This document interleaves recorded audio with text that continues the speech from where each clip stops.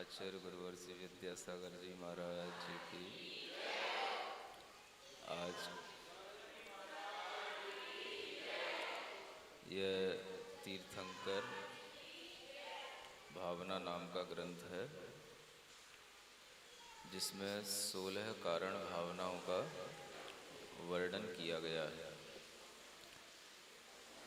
प्रथम भावना, जिसे हम सम्यक्त विशुद्धि भावना कहते हैं। क्या बोलते हैं? उसी भावना को भाने के लिए यहाँ पर हम आज गाथा नंबर 5 पढ़ते हैं। 5वें नंबर की गाथा। तेसिम खलु पड़िरूवम शुद्धम तह निव्यारणिपड़यम झाणम पूज्याकरणम। पेज नंबर 11 पर। हेदु सम्मत विसोहिये। यहाँ पर यह कहा गया है कि कैसे हम अपने सम्यक्त की विशुद्धि को और बढ़ा सकते हैं। हम अपनी आत्मा में जो एक श्रद्धा नाम की गुण होता है, उस श्रद्धा गुण को कैसे हम और शुद्ध बना सकते हैं। भव्य जीव का सबसे पहला काम अपनी आस्था को ही विशुद्ध बनाना होता है। किसको? हाँ, जितनी हमारी आस्था शुद्ध होगी उतना ही हमें सम्यक्त की उपलब्धि होगी। और सम्यक्त की प्राप्ति भी यदि हो जाती है तो उसको भी और शुद्ध बनाए रखने के लिए हमें अपनी आस्था पर ही ध्यान देना होता है। तो सम्यक्त की विशुद्धि का मतलब है अपनी आस्था को शुद्ध बनाना। उसके लिए हमें क्या करना पड़ता है? तो यहाँ कहते हैं तेसिम खलु पड़िरूवम। तेसिम माने उन तीर्थंकर केवली भगवान के, जिनका वर्णन पिछली गाथा में किया था। जो तीर्थंकर 34 अतिशयों से सहित होते हैं, अष्ट प्रातिहार्यों से सहित होते हैं, अनंत चतुष्टय से सहित होते हैं, उन्हीं के जो प्रतिरूप होते हैं, जो शुद्ध होते हैं। प्रतिरूप का मतलब प्रतिबिंब को ही प्रतिरूप कहते हैं। यानी जो तीर्थंकर हैं उनका जैसा रूप होता है उसी का ही प्रतिरूप जिन बिंब हुआ करते हैं। तो जो हम जिनालय में जिन बिंब देखते हैं, जिन प्रतिमाएं देखते हैं, उन्हें हम तीर्थंकर के ही प्रतिरूप कहते हैं। क्या बोलते हैं? हाँ, जिससे आप प्रतिमा कहो, प्रतिरूप कहो, प्रतिबिंब कहो, एक ही बात है। प्रतिबिंब बोलते हो? प्रतिबिंब का मतलब जो बिंब है उसी की तरह जिसकी छाया हो उसको हम प्रतिबिंब कहते हैं। जैसे दर्पण में अपना मुख देखते हो तो क्या दिखाई देता है? प्रतिबिंब। क्या दिखता है? हाँ, जैसा हमारा बिंब होगा, बिंब माने जैसी हमारी मुख की आकृति होगी वैसा ही उसमें उसी का प्रतिरूप दिखाई देगा। तो उसी को हम प्रतिबिंब कहते हैं, उसी को हम प्रतिरूप कहते हैं, उसी को हम प्रतिमा कहते हैं। कितने नाम बता दिए? प्रतिबिंब, प्रतिरूप और प्रतिमा। ठीक है? तो जिनेंद्र भगवान की जो प्रतिमाएं हैं वो उनके ही प्रतिरूप होते हैं। यानी जैसा भगवान का मुख आदि होता है वैसा ही उनकी प्रतिमा में बनाया जाता है। और वह प्रतिरूप जो है वो कैसा होता है? शुद्धम, वह शुद्ध होता है। शुद्ध होने का मतलब उसमें किसी भी तरह से और कोई भी हमें बनावटी सजावट नहीं करनी पड़ती है। किसमें? भगवान की प्रतिमा में हमें कभी भी मेकअप नहीं करना पड़ता है। मेकअप समझते हो? हाँ? तो वो मेकअप भगवान की प्रतिमा में हमें कभी नहीं करना पड़ता है ना। कि भगवान की प्रतिमा पुरानी हो गई है तो थोड़ा सा कुछ फेशियल लगा दिया जाए, कुछ थोड़ी क्रीम लगा दी जाए, ऐसा करना पड़ता है? नहीं करते ना। इसलिए उनकी प्रतिमा को क्या बोलते हैं? शुद्ध बोलते हैं, है ना। किसी भी तरह का उनके लिए कोई भी श्रृंगार आदि नहीं होना भी उनका वह शुद्ध प्रतिरूप कहलाता है। तो भगवान की जो प्रतिमाएं हैं वो शुद्ध हैं। किसी भी तरह की वह अशुद्ध पदार्थों से भी नहीं बनती हैं। जो भी शुद्ध पदार्थ होते हैं उनसे ही बनती हैं। पाषाण होगा तो वो भी शुद्ध होगा, कोई भी धातु होगी वो भी शुद्ध होगी। अशुद्ध पदार्थों से वो प्रतिमाएं नहीं बनती हैं, इसलिए भी उन्हें शुद्ध कहा जाता है। और उनकी एक और विशेषता है, तह माने तथा, निव्यार निप्पड़यम, है ना। निव्यार बोलते हैं निर्विकार। निर्विकार का मतलब जिनके मुख पर, जिनकी प्रतिमा में किसी भी प्रकार का कोई भी विकार या विकृति दिखाई नहीं देती है। विकार का मतलब, विकार माने विकृति मुंह पे कैसे दिखाई देती है? जैसे बच्चे जब रूठ जाते हैं तो कैसे हो जाते हैं? उनके मुख कैसे दिखाई देते हैं? विकृत हो गए, है ना। रूठने के बाद मुंह की आकृति कैसी हो जाती है?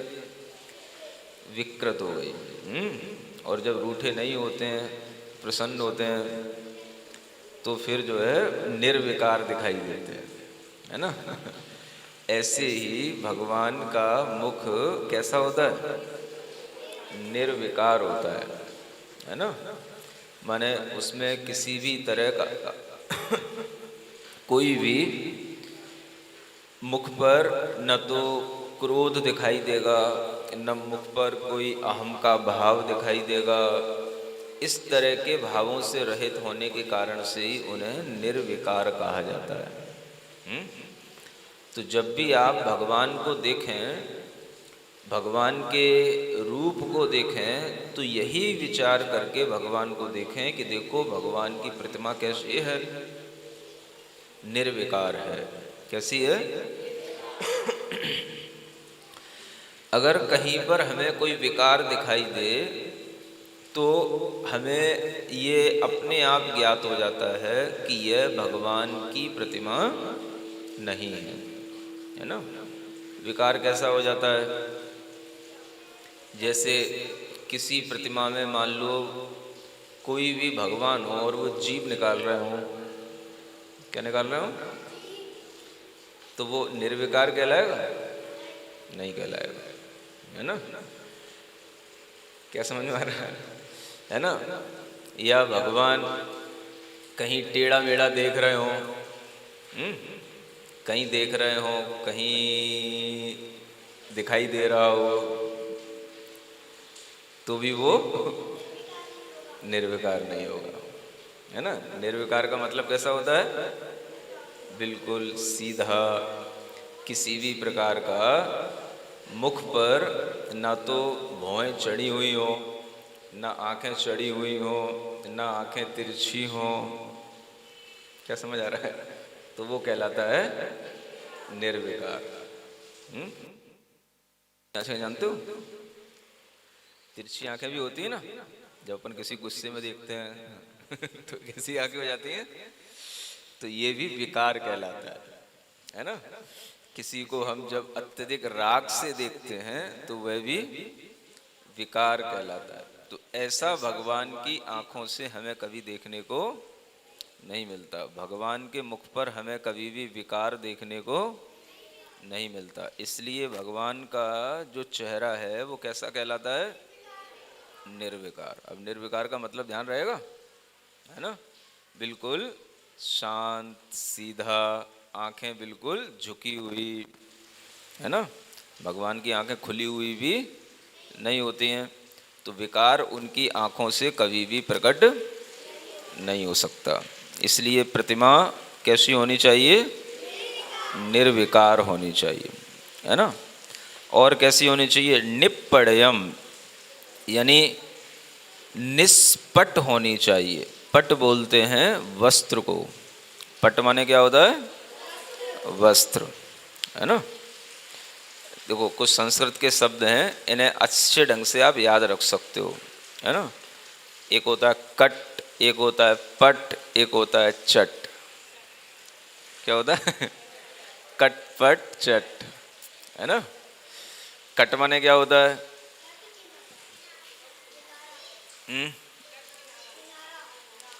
कट माने किनारा। वो कट इंग्लिश वाला कट नहीं है है ना। कट माने होता है चटाई। संस्कृत में कट माने क्या होता है? हाँ, और पट माने होता है वस्त्र। समझ आ रहा है ना।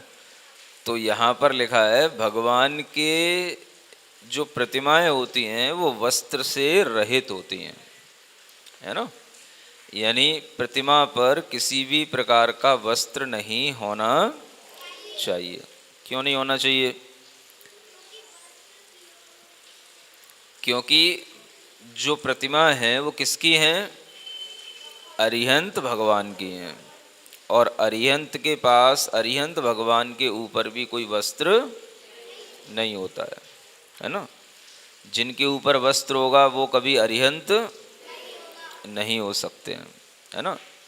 क्योंकि अरिहंत जो बनते हैं वो वही बनते हैं जो वस्त्र का त्याग करके, श्रृंगार का त्याग करके केवल ज्ञान प्राप्त करते हैं।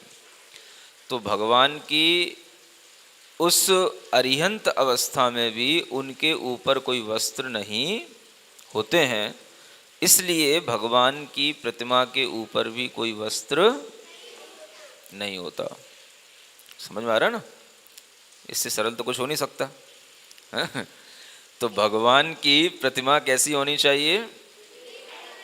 निर्विकार भी होनी चाहिए, और दूसरी और निरपट भी होनी चाहिए, है? निष्पट माने बिल्कुल वस्त्र से रहित होनी चाहिए। तो यही दिगंबर प्रतिमा कहलाती है। इसको क्या बोलते हैं? हाँ, दिगंबर का मतलब ही होता है उन्हें किसी और अंबर की आवश्यकता नहीं है। अंबर माने वस्त्र की आवश्यकता नहीं है। दिक् माने दिशा ही जिनके लिए वस्त्र होती है, इसलिए उन्हें दिगंबर कहा जाता है। ठीक है ना। तो कभी भी आप भगवान देखें तो भगवान की प्रतिमा को देख करके क्या विचार करें कि यही भगवान होंगे जिनके ऊपर कोई वस्त्र न हो और जिनके मुख पर कोई विकार न हो। ठीक है। और जो शुद्ध हों, ऐसे भगवान को ही हम भगवान की प्रतिमा या भगवान की प्रतिरूप कहेंगे। ठीक है ना। तो ये सभी को ध्यान में रखना चाहिए। अब ऐसा नहीं होता कि जैसे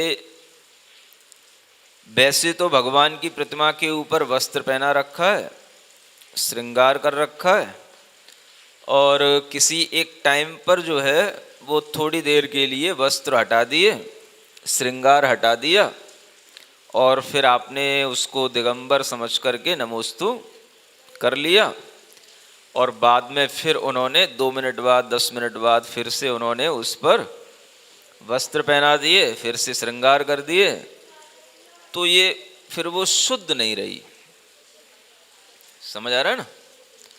अगर हम प्रतिमा पर बार बार श्रृंगार करेंगे, बार बार वस्त्र पहनाएंगे, तो वो प्रतिमा फिर शुद्ध नहीं रही।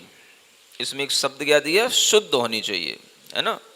तो शुद्ध होने का मतलब यह है कि वो जिस रूप में है उसी रूप में हमेशा रहना चाहिए। अब बार बार उसको अशुद्ध करो और बार बार उसको शुद्ध करो, फिर हर दिन उसको अशुद्ध करो, फिर हर दिन उसको शुद्ध करो, और अशुद्ध बहुत देर तक रहे और शुद्ध थोड़ी देर तक रहे समझ आ रहा है? तो फिर ये क्या हो गया? ये खेल हो गया, है ना? ये फिर जो है शुद्ध नहीं कहलाएगी भगवान की वो प्रतिमा, वो अशुद्ध ही कहलाएगी। सुन लो, समझदार के लिए इशारा काफी है। जो कहा जा रहा है ना उसी को बस आप समझने की, सुनने की कोशिश करें।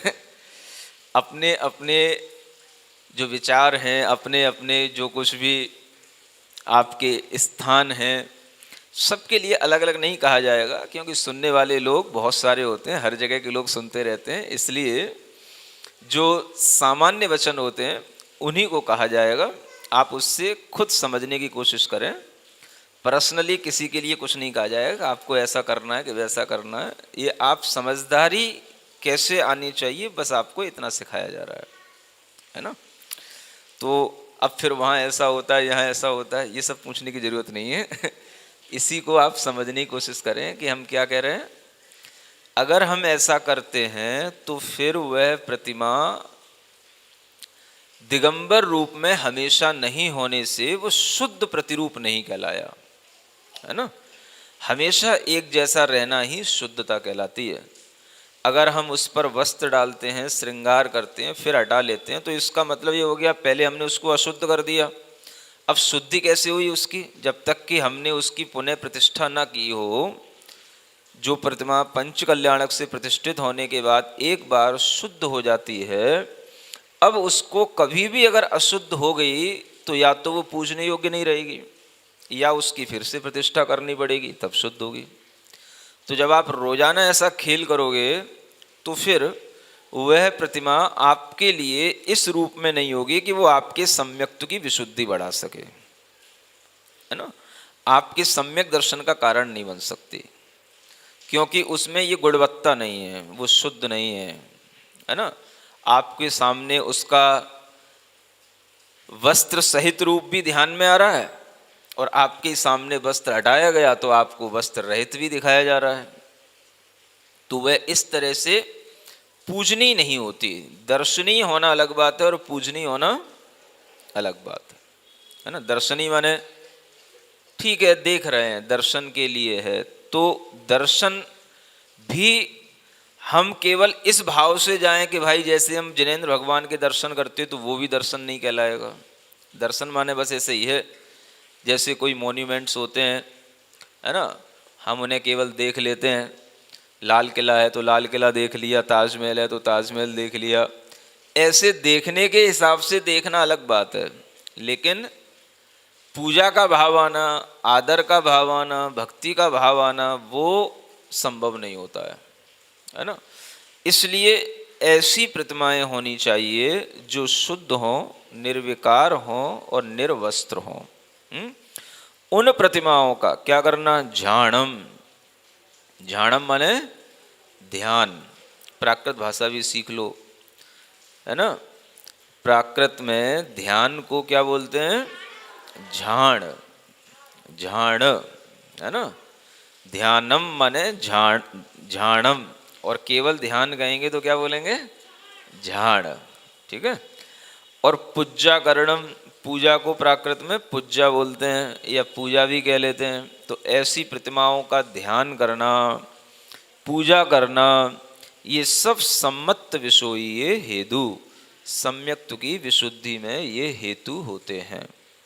यानी यदि आप अपनी श्रद्धा को, अपनी आस्था को और विशुद्ध बनाना चाहते हैं, है ना, तो ऐसी प्रतिमाओं का आपको ध्यान करना चाहिए जो प्रतिमाएं शुद्ध हों, निर्विकार हों और निर्वस्त्र हों।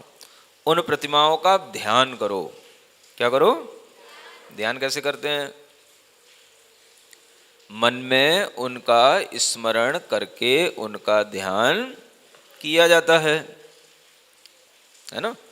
कहीं तीर्थ स्थान पर जाते हो, महावीर जी गए हो, सम्मेद शिखर भी गए हो, तो यहाँ पर भी घर पे आने के बाद में भी याद आता है कि महावीर जी की प्रतिमा ऐसी है, याद आता है। सम्मेद शिखर में ऐसे एक पुष्पदंत भगवान की प्रतिमा है वहाँ पर, है ना, सफ़ेद पाषाण की, बिल्कुल झक्कास है। ऐसी एक चंद्रप्रभु भगवान की प्रतिमा भी है। तो ऐसी प्रतिमाओं का अगर आपको स्मरण होता है यहाँ बैठ करके कि हमने वहाँ पर गए थे और वहाँ पर पुष्पदंत भगवान की प्रतिमा को हम याद कर रहे हैं, कि चंद्रप्रभु भगवान की प्रतिमा को याद कर रहे हैं, और वो आपके मन में वैसा ही बिल्कुल स्मरण आ रहा है, तो उसी का नाम ध्यान कहलाता है। समझ आ रहा है। अगर आप कभी प्रतिमाओं का ध्यान करेंगे तो इससे भी सम्यक दर्शन शुद्ध होता चला जाता है। तो ध्यान किसका करना होता है? प्रतिमाओं का, है ना। इसीलिए आपसे एक भजन के रूप में भी कहता रहता हूँ, अरिहंतों की प्रतिमाओं का ध्यान धरो भाई, कोई भी ना करे जिसे वो काम करो भाई, है ना। तो ये जो ध्यान का काम है वो कोई करता नहीं है। दर्शन तो सब कर लेते हैं, हम पदमपुरा हुआ है, महावीर जी हुआ है, सम्मेद शिखर हुआ है, लेकिन होने के बाद में फिर जब घर में बैठ कर के हम ध्यान करें कि हमने कौन कौन से दर्शन किए, कौन कौन से दर्शन हमको याद हैं, कौन कौन से दर्शन हमारे लिए अच्छे लगे, ऐसा जब हम ध्यान करेंगे तो उससे हमारे परिणामों में विशुद्धि होगी, आस्था हमारी शुद्ध बनेगी। क्या हो गया है? अब उधर मत देखो, तुम्हारा काम तो बन ही रहा है ना, तो उस पर ही ध्यान दो। तो ऐसे भगवान का ध्यान भी करो और उनकी पूजा भी करो। क्या भी करो? हाँ, पूजन करने का मतलब हम उनकी भाव सहित भी पूजा कर सकते हैं और द्रव्य के साथ भी पूजा कर सकते हैं। भाव पूजा कैसे की जाती है? उनके गुणों की स्तुति करने से भाव पूजा होती है ना। भगवान के 1008 नाम होते हैं, उन नामों से भी अगर हम उनको याद करते हैं तो वह भी उनकी भाव पूजा कहलाती है। भगवान के अनेक शारीरिक गुण होते हैं, अतिशय होते हैं, उनको भी यदि हम याद करते हैं तो वह भी भगवान की पूजा कहलाती है।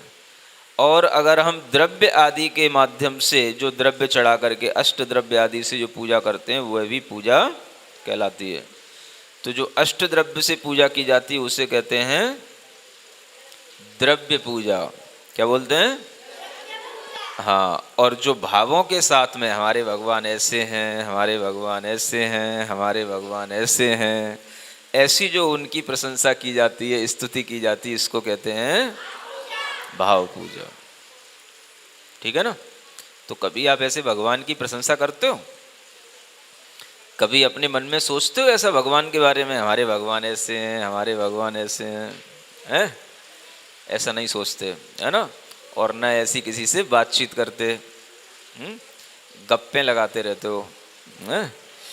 तो जब भी हमें बातचीत करना हो तो हम ऐसा भी कह सकते हैं, ऐसी भी चर्चा आपस में कर सकते हैं कि देखो हम कहाँ गए थे? ताजगंज के मंदिर गए थे, वहाँ पर पार्श्वनाथ भगवान है, वो तो बिल्कुल अलग ही दिखाई देते हैं, है ना। उनकी आँखें, उनके ऊपर यहाँ पर चिन्ह, है ना, सफ़ेद सफ़ेद रंग का एक अलग सा ही दिखाई देता है। तो ऐसी भी यदि आप चर्चा करो, जैसे सम्मेद शिखर के पुष्पदंत भगवान, है ना, या कोई भी जिन बिंब जो आपको अच्छा लगता हो उसकी अगर आप चर्चा भी करोगे, प्रशंसा करोगे, तो यह भी एक स्तुति कहलाती है। ऐसा करते बनता नहीं है ना। बाकी सब बातें करते बनता है लेकिन ऐसी भगवान की भाव पूजा करने का भाव तब बनता है जब हमारे अंदर उन गुणों की प्रशंसा करने की इच्छा हो रही हो, है ना। तो इसी को भाव पूजा करते हैं। अब द्रव्य पूजा तो हम एक समय कर सकते हैं, है ना। सुबह सुबह ही हो पाती है, दोपहर में तो कोई होती नहीं, शाम को भी होती नहीं, जब कभी कभार हो गई दीपावली आदि पर अलग बात है ना। अगर रोज़ रोज़ करोगे तो फिर कहाँ से तुम्हारे लिए दिन भर पुजारी तुम्हारी द्रव्य को साफ करता रहेगा, मंदिर वाले तुमको मंदिर में ही आना बंद करा देंगे जब देखो तब चावल बिखरा जाते हो। तो द्रव्य पूजा तो तुम एक ही टाइम कर पाओगे, लेकिन भाव पूजा हमेशा कर सकते हो, है ना। दिन में भी कर सकते हो, रात में भी कर सकते हो। तो अगर हम इसी तरह से भगवान के गुणों की, उनके अतिशयों की आपस में चर्चा करें तो यह भी उनकी एक भाव पूजा कहलाती है, उनकी स्तुति कहलाती है। समझ आ रहा है ना। इससे क्या होगा, इससे हमारे भाव शुद्ध होंगे, आत्मा की विशुद्धि होगी, सम्यक दर्शन की विशुद्धि होगी, है ना। और इससे तीर्थंकर नाम कर्म का बंध भी होता है। तो ऐसी सरल सरल चीज़ों से जब हमें इतनी बड़ी बड़ी चीज़ें उपलब्ध होती हैं तो भी हम इनमें अपना मन नहीं लगा पाते हैं। ये सबसे बड़ी हमारी विडंबना है ना। हम कैसे अपने भाव शुद्ध बनाएं, संक्लेश कैसे कम करें। कहते तो पूछते तो सब लोग रहते हैं, लेकिन करने को जो कहा जाता है वो करता कोई नहीं है। तो भाव शुद्ध करने के लिए क्या करना, आप कितनी तीर्थ यात्राओं पर जाते होंगे, कितनी जगह आप जिनालय देखते होंगे, लेकिन आप कभी उन मंदिरों के भगवानों को कभी अपने मन में याद नहीं करते। और याद करोगे तो अपने आप विशुद्धि के भाव आएंगे, है ना। इसी को हिंदी में लिखा हुआ है पद्यानुवाद में, पढ़िए।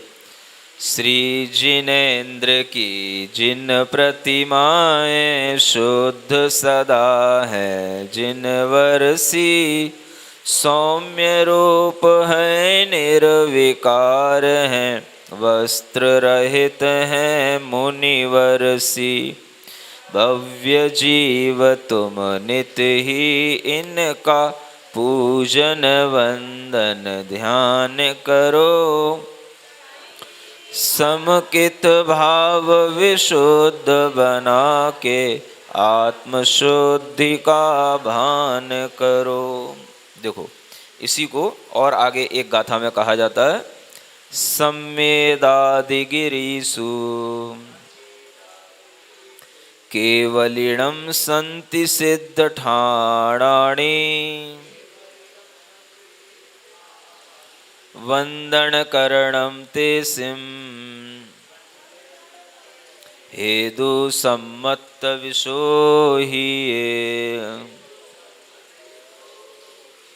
हाँ, क्या कहते हैं, सम्मेद आदि गिरीशु, आ गया ना सम्मेद से कर।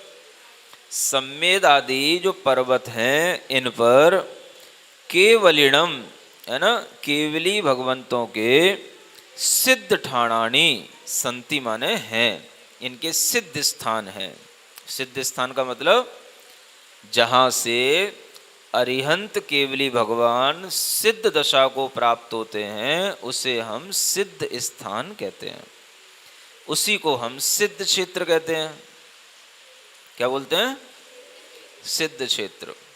सुन रहे हो, सिद्ध क्षेत्र और एक होते हैं अतिशय क्षेत्र। दो प्रकार के क्षेत्र, है ना, तीर्थ होते हैं, एक अतिशय तीर्थ और एक सिद्ध तीर्थ। तीर्थ स्थान कितने प्रकार के, दो प्रकार के, एक अतिशय क्षेत्र और एक सिद्ध क्षेत्र। अतिशय क्षेत्र का मतलब जिन स्थानों पर या तो भगवान की जिन प्रतिमा का कोई अतिशय कभी प्रकट हुआ हो, है ना, जैसे महावीर जी हो गया, क्या हुआ था, गाय का दूध झरता था उस टीले पर, है ना, तो वो क्या हो गया, अतिशय क्षेत्र। अथवा ऐसे क्षेत्र जहाँ पर भगवान का गर्भ कल्याणक, जन्म कल्याणक, तप कल्याणक, ज्ञान कल्याणक भी हुआ हो तो भी वो क्या कहलाएगा, अतिशय क्षेत्र है। चंपापुर तो सिद्ध क्षेत्र भी है, पांचों ही कल्याणक वहां से हुए हैं।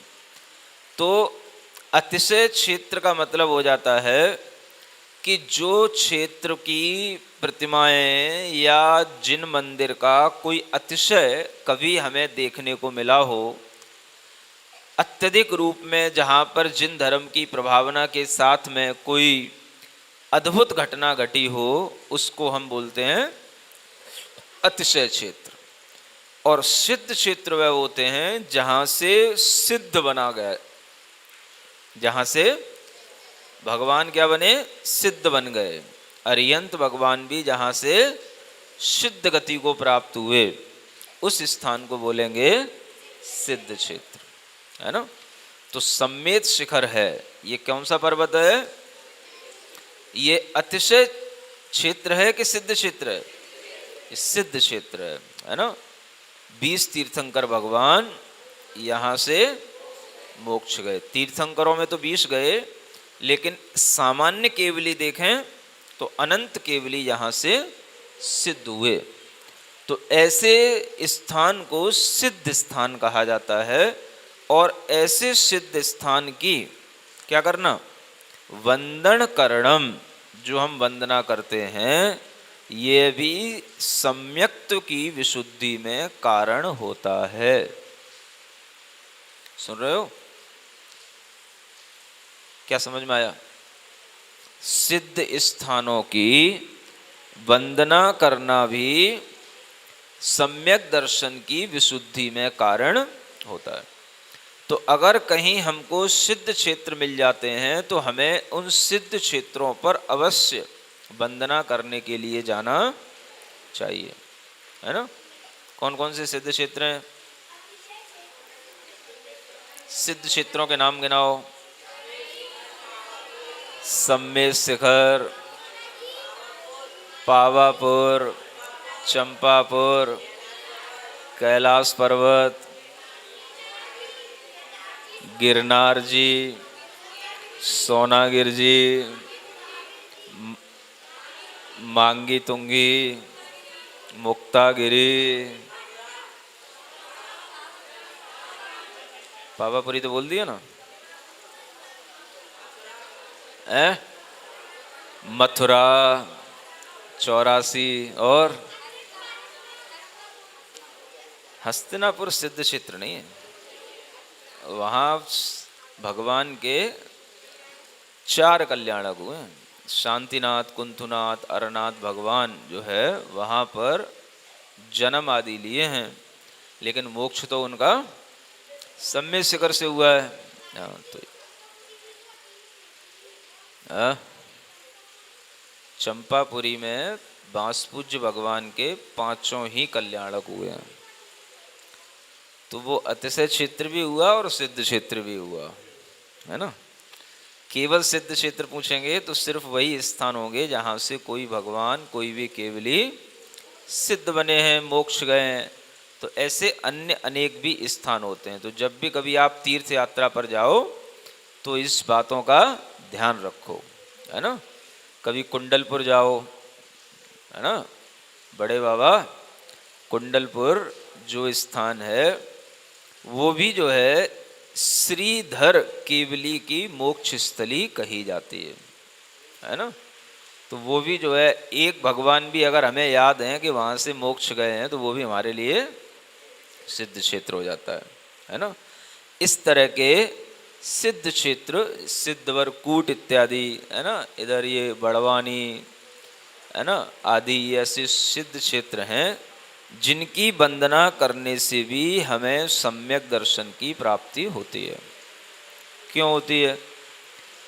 अगर आप सिद्ध क्षेत्रों की वंदना करते हैं तो आपकी आत्मा में विशुद्धि का भाव इसलिए आता है कि देखो भगवान की आत्मा सब प्रकार के कसाय कालुष्य को त्याग करके, है ना, शुद्ध दशा को, सिद्ध दशा को प्राप्त हो गई।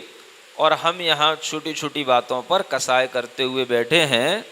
हम अगर भगवान की वंदना करने आए हैं तो हमें भी ऐसे ही भगवान की तरह अपने अंदर कसायों का अभाव करना होगा।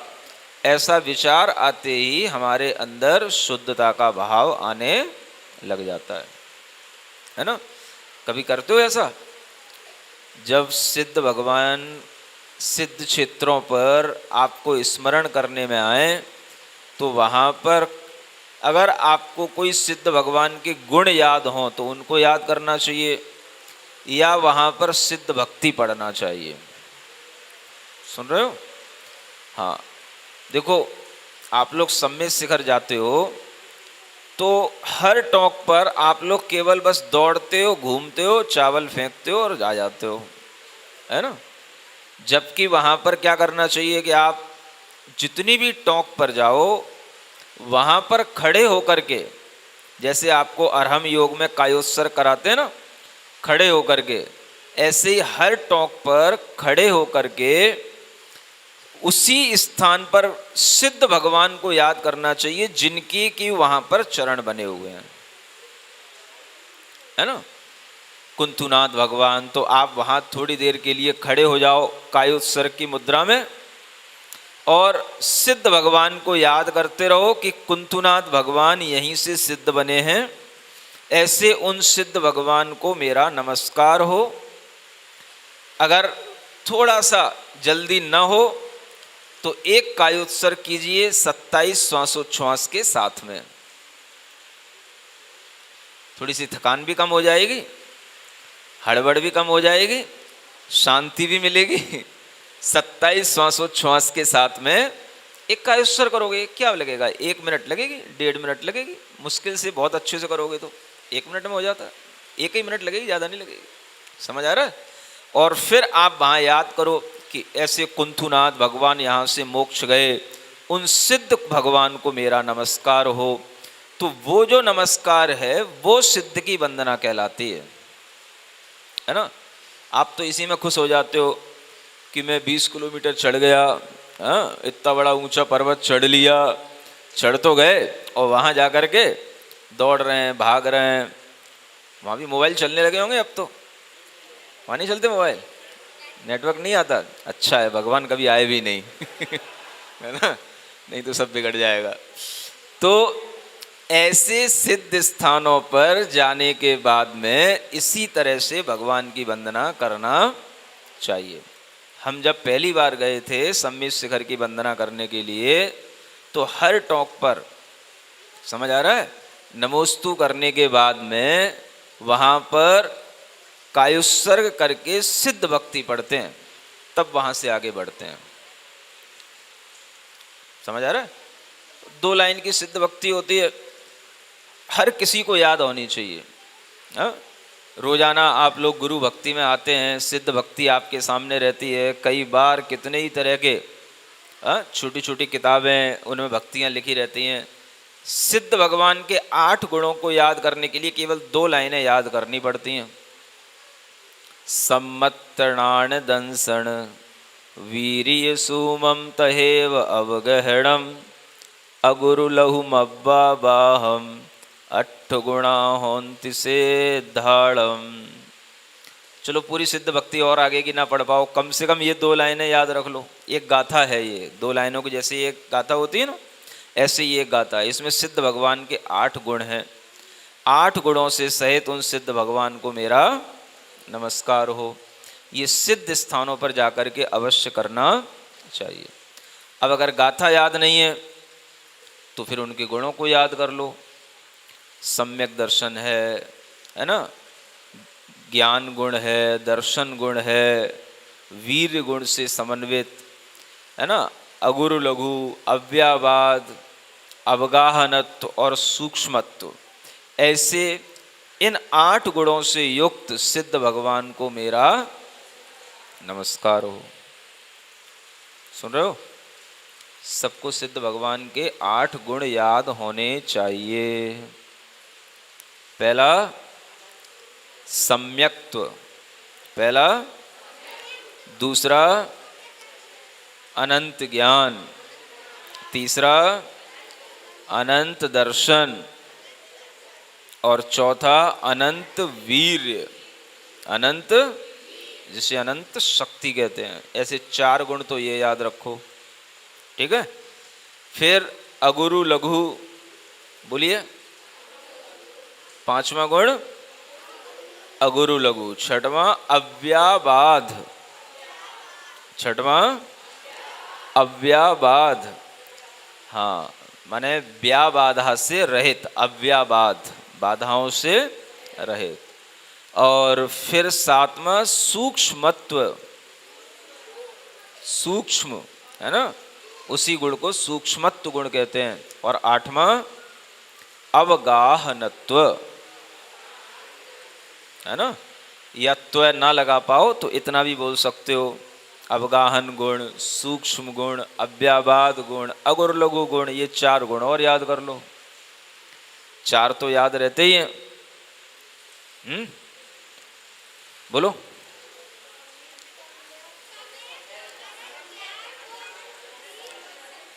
हाँ, सम्यक दर्शन, अनंत ज्ञान, अनंत दर्शन, अनंत वीर, ये चार तो हो गए जो अरिहंतों में भी होते हैं। अब अगुरु लघु, अव्याबाद, सूक्ष्म और अवगाहन, ऐसे चार गुण और याद कर लो, है ना। तो 8 गुण सिद्धों के याद आपको हो जाएंगे। जब भी कभी सिद्ध भगवान को नमस्कार करना हो तो इन 8 गुणों से युक्त सिद्ध भगवान को याद करना चाहिए। इसी को 4 लाइन में आगे पढ़ते हैं, क्या लिखा है। जहाँ जहाँ से सिद्ध हुए हैं तीर्थंकर केवली भगवान, उन सब स्थानों को नित में वंदन करके करता ध्यान। सम्मेदाचल पर्वत हो या ऊर्जयंत के शिखर महान, है सम्यक्त्व विशुद्धि हेतु आत्मशुद्ध की जो पहचान। यहाँ पर एक ऊर्जयंत पर्वत का नाम आया है ना। ये गिरनार पर्वत का ही दूसरा नाम कहलाता है।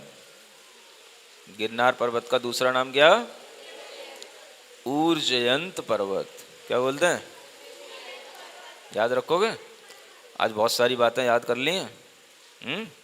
बताओ क्या क्या याद कर लिया। सबसे पहले प्रतिमाओं की विशेषता, है ना। क्या प्रतिमाएं कैसी होती हैं, शुद्ध होती हैं, निर्विकार होती हैं, निर्वस्त्र होती हैं। ये सबसे पहले प्रतिमाओं की विशेषता जानी। दूसरी बात क्या जानी, नहीं है, हाँ, अतिशय क्षेत्र और सिद्ध क्षेत्र ये भी जाना। उससे भी पहले एक और चीज जानी, क्या क्या जाना, अब यही रिपीट कर लो, भूल गए सब। अतिशय क्षेत्र, चलो यही चलो, अतिशय क्षेत्र और सिद्ध क्षेत्र, ये दोनों की विशेषताएं जानी, है ना। फिर क्या जाना, एक और चीज बताओ, है, एक और चीज बताओ। हाँ, द्रव्य पूजा और भाव पूजा में अंतर जाना। यही भूल जाते हो क्या क्या जाना है। और फिर सिद्धों के 8 गुण जाने, ठीक है ना। ये 4 बातें आज आप लोगों ने विशेष रूप से सीखी हैं, इन्हीं को ध्यान में रखना है। और इतना ही अगर ध्यान में रखोगे तो आपके लिए शुभ ध्यान बना रहेगा, ठीक है ना। बोलिए महावीर भगवान की।